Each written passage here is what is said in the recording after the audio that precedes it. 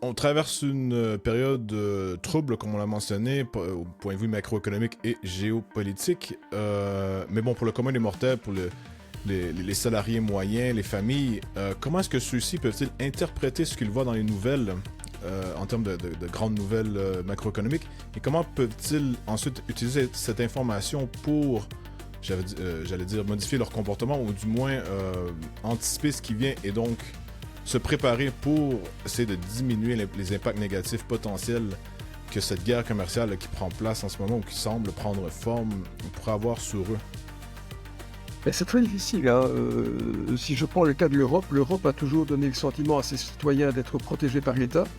D'ailleurs, on a créé après la guerre ce qu'on appelle les États sociaux, hein. On appelle ça parfois l'État-providence, mais l'État n'est jamais vraiment providentiel.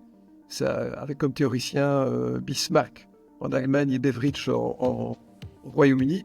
Mais donc, les Européens sont en fait confortés par une protection sociale qui est telle que personne ne s'écroule. Il y a toujours un système d'aide pour les personnes qui veulent s'engager dans la vie professionnelle.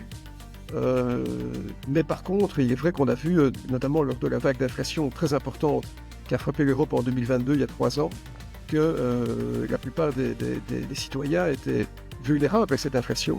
Et si d'aventure les barrières tarifaires créent l'inflation, au contraire, créent un tassement économique qui est de nature déflationniste, il y aura peu de moyens de se protéger.